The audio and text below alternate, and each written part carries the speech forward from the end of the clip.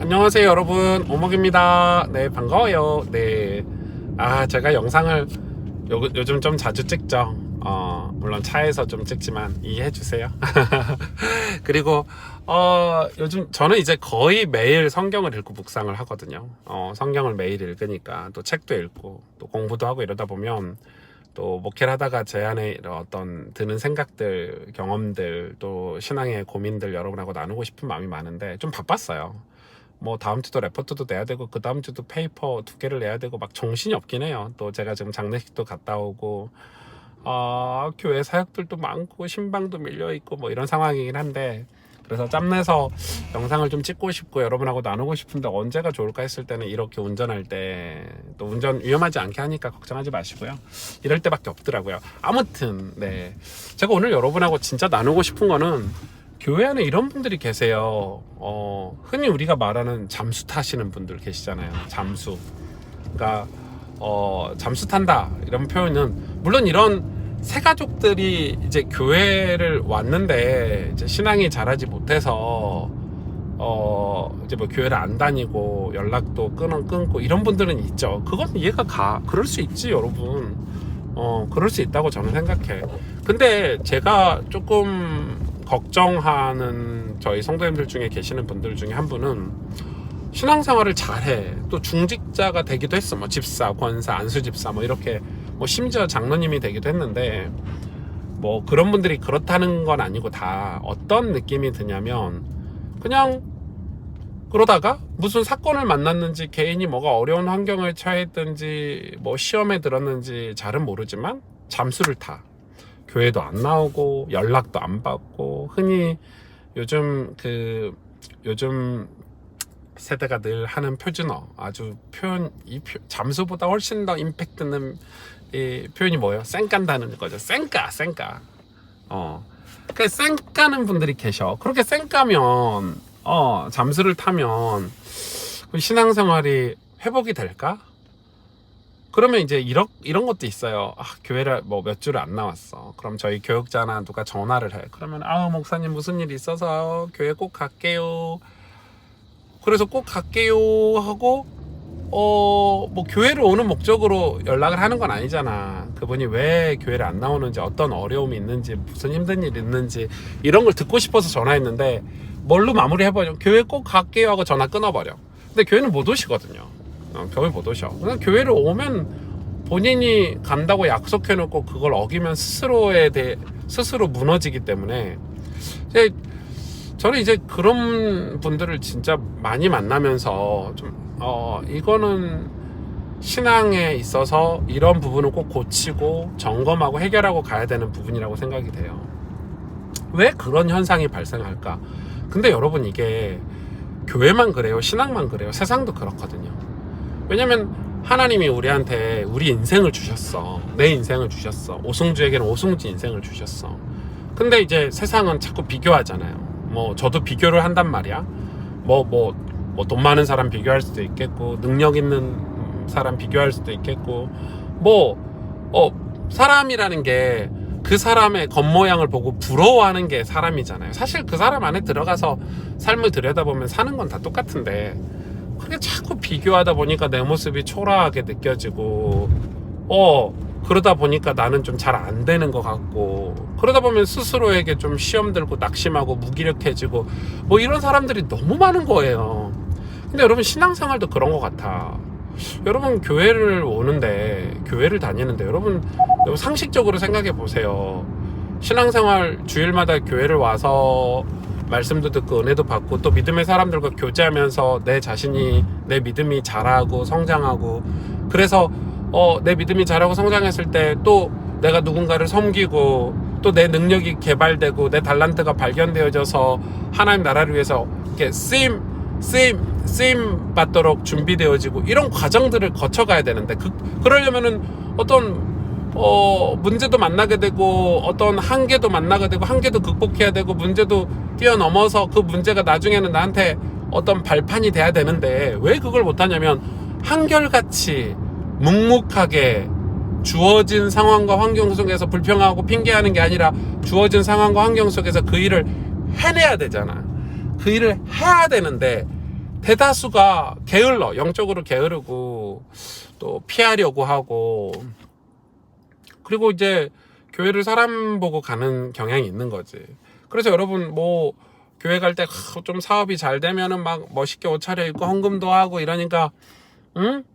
교회 가서 막 예배 드리면 막 두 손 들고 찬양하고 이렇게 하다가 갑자기 사업이 망할 수도 있어요. 여러분, 사람은 사업이 망할 수도 있잖아. 안 될 수도 있고 잘 될 수도 있지. 근데 안 되면 교회 가면 마치 사람들이 내 얘기하는 것 같고, 나 쳐다보면 나를 불쌍하게 쳐다보는 것 같고, 교회 못 가겠네. 그러면 사업을 회복하고 교회를 가야지. 여러분, 절대 그 신앙은, 저는 그런 분도 봤어요. 교회를 이제 다니다가, 그럼 이 교회에서 내가 시험이 들었어. 그럴 수 있어. 여러분, 시험에 들고 이 교회하고 나하고 잘 안 맞을 수 있어서 교회로 옮기는 거는 저는 찬성이에요. 여러분, 교회는 옮길 수 있어. 근데 제가 드리는 말씀은 그런 의미가 아니야.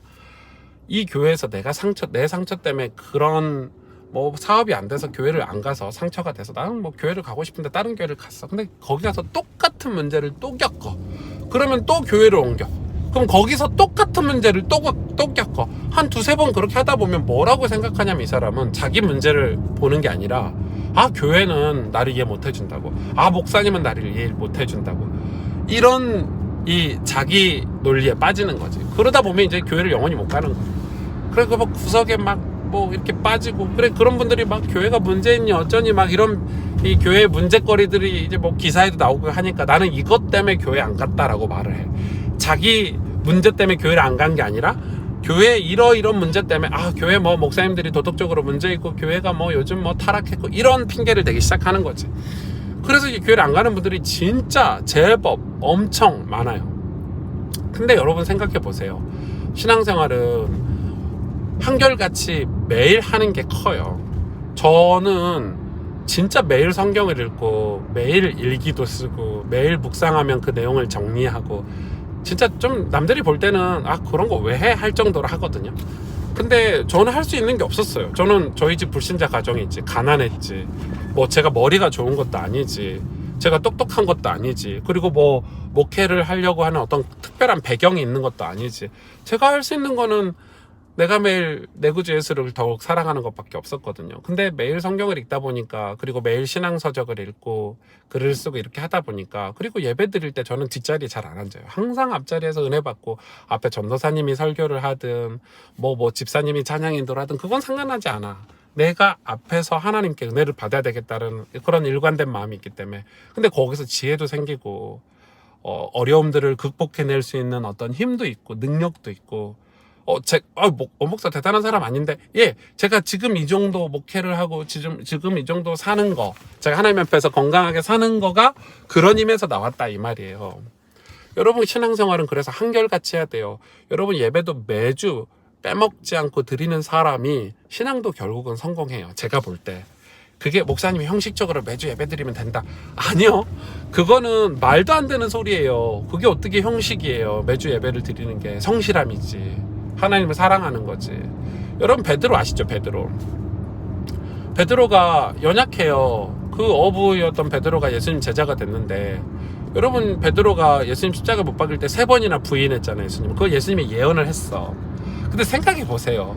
아니, 3년 동안이나 예수님과 딱 붙어가지고 예수님 공생애 때 다녔던 베드로가 심지어는 예수님을 그리스도라고 고백했어. 주는 그리스도시오, 살아계신 하나님의 아들이십니다, 이렇게 고백했던 베드로가 예수님 부인하잖아요. 그래도 나중에 어디로 돌아가요? 다시 물고기 잡는 어부로 돌아가. 그게 우리 인간이야. 그럴 수 있다, 이거야. 그런데 그런 베드로를 예수님이 부활하셔서 찾아가셨잖아. 찾아가셔서 밥 먹으면서 뭐라고 그랬어요? 네가 나를 사랑하느냐? 네가 나를 진짜 사랑하느냐? 똑같은 질문을 3번 하셨어.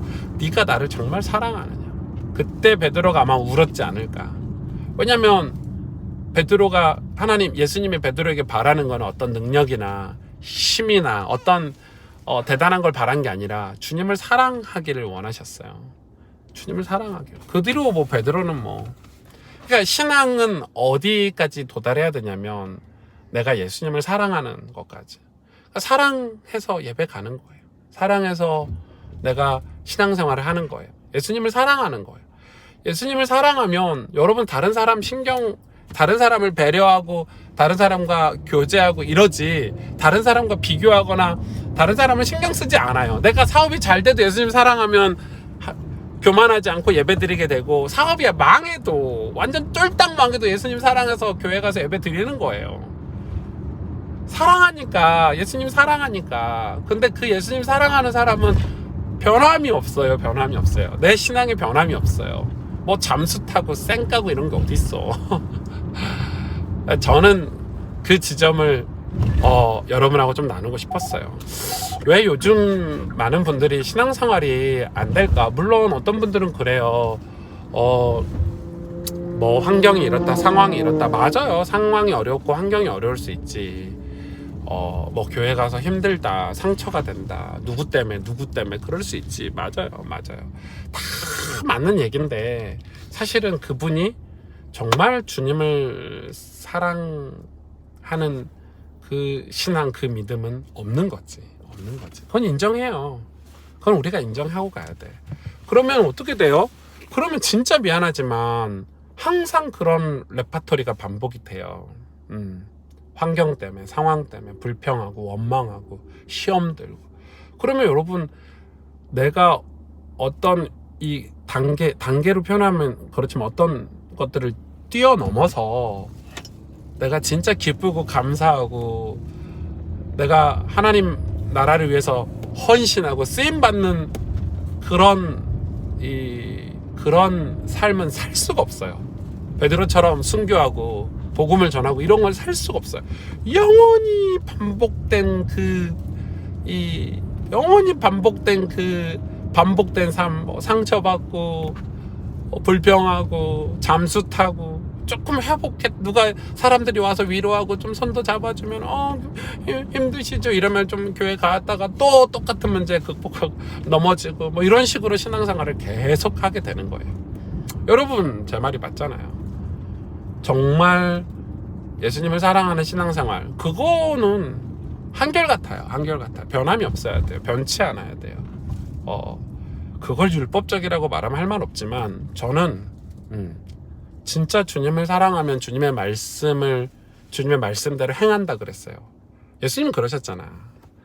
주님을 정말 사랑하면, 주님이 네가 나를 정말 사랑하느냐, 내 계명을 지켜라, 이렇게 말씀하셨잖아요.